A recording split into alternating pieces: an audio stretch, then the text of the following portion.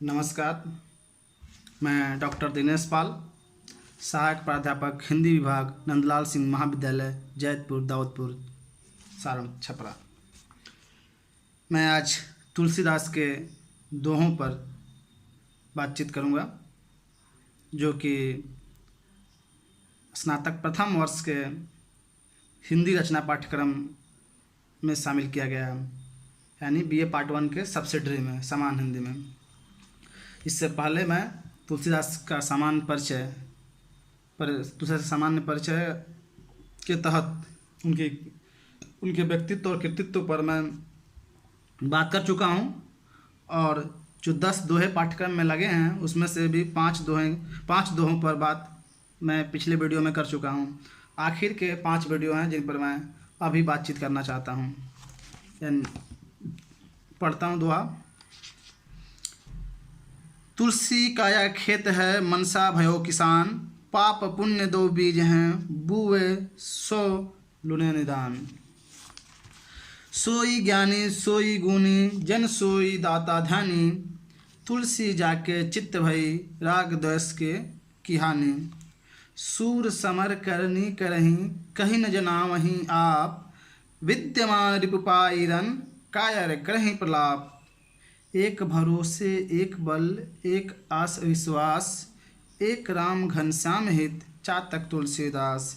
तुलसी पावस के समय, धरी कोकिला मौन, अब दादुर बक्ता भय, हम कह पूछत कौन।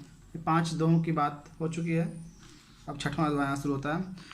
पर सुख संपत्ति देख सुनी, जरहीं जे जड़ बिनु आगे, तुलसी तिनके भागते, चले भलाई भागी।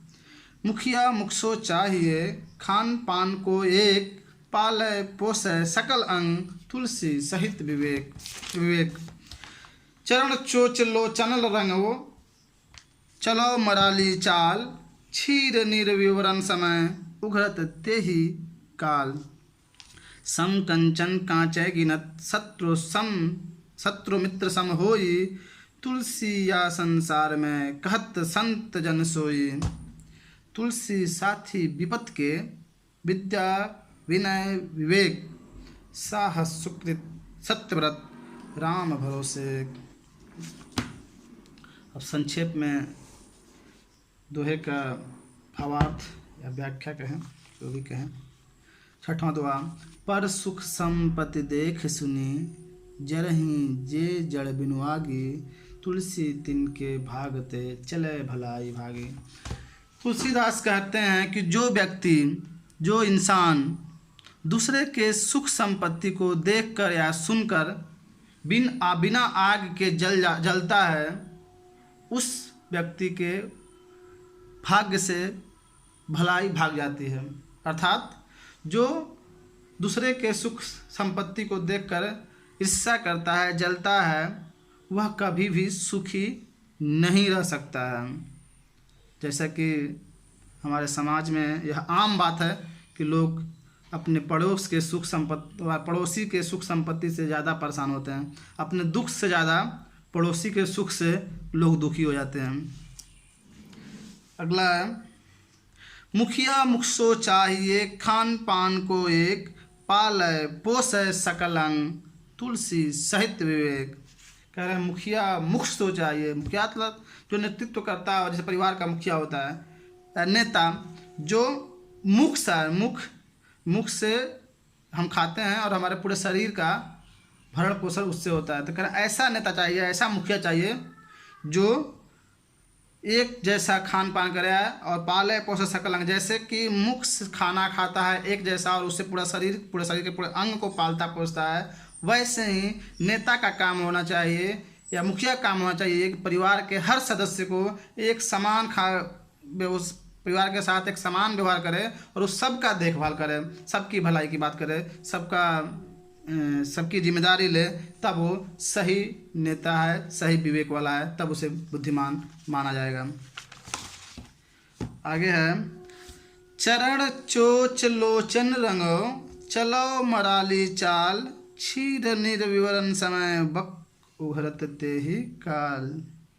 कह रहे हैं कि जैसे चरण यानी पाँव, चोंच लोचन मतलब आँख, ये तीनों अगर रंग लें या समानता हो, जैसे बगुले से की बात की गई है कि बगुला जैसे कि हंस की तरह, अब उसका अगर पैर भी, चोंच भी और लोचन भी सब रंग मिलता हो या रंग लिया हो और हंस की तरह चल भी रहा हो, मराली चालानी हंस जैसे चल भी रहा हो, लेकिन जब क्षीर नीर विवरण समय क्षीर नीर की बात आएगी, अलग करने के, दूध और पानी अलग करने की बात आएगी, तब उसकी पोल खुल जाएगी। क्षीर नीर विवेक कहा जाता है, इस पे क्षीर नीर विवेक पर निबंध भी है। कहा जाता है कि हंस में एक यह गुण विद्यमान है कि वह दूध और पानी को अलग अलग कर देता है, ऐसा कहा जाता है, कितना सत्य है पता नहीं।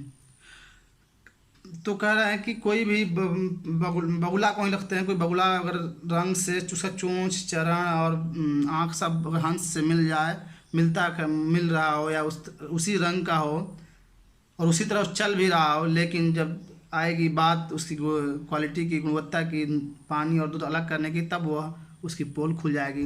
अर्थात बनावटी रूप ज़्यादा देर तक नहीं छुप सकता है, यानी इंसान चाहे कितना भी बनावटी चादर ओढ़ ले, ऊपर से रंग दिखाने की कोशिश करे, लेकिन जब उसके परीक्षा के समय आएगी उस समय उसका पोल खुलना ही खुलना है, यानी उसका बनावटी दिखावटी रूप ज़्यादा देर तक नहीं टिक सकता है।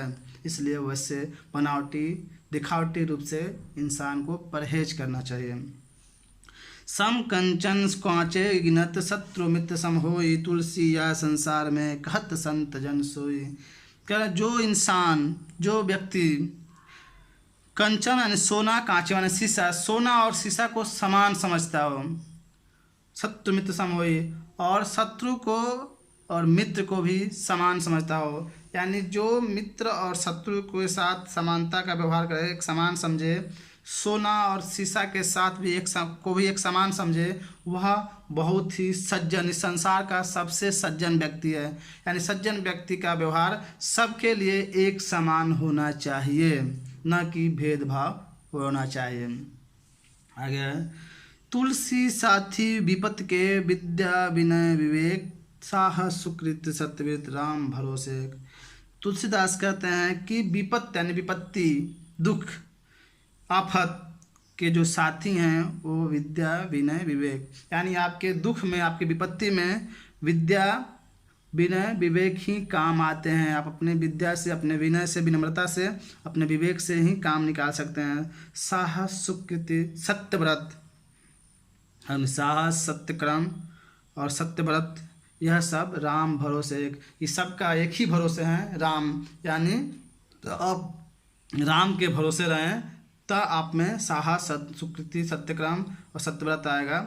अर्थात यहाँ पे कवि राम की, क्योंकि तुलसीदास तो राम के एक दास भक्ति करते थे, उनको हमेशा समर्पण वाली भक्ति थी, तो यहाँ राम को श्रेष्ठ दिखाने के लिए यहाँ अनुप्रास अलंकार है। साहस सुकृत सत्यव्रत, 8वें दोहा में भी है चरण चोंच लोचन, उसमें भी अनुप्रास अलंकार है। तो इस प्रकार यह तुलसीदास के दोहे हैं जो कि अवधि में लिखे हुए हैं। तुलसीदास की ज़्यादातर रचनाएँ अवधि भाषा में ही हैं, लेकिन ब्रज में भी बहुत सारे लिखे हैं। तो इस प्रकार से आपके पाठ्यक्रम में जो, यानी आपके मतलब BA पार्ट 1 हिंदी सब्सिडरी के पाठ्यक्रम में जो 10 दोहे लगाए गए हैं, उन 10 दोहों पे 2 वीडियो में यानी 5-5 करके मैंने समझाने की कोशिश की है। धन्यवाद।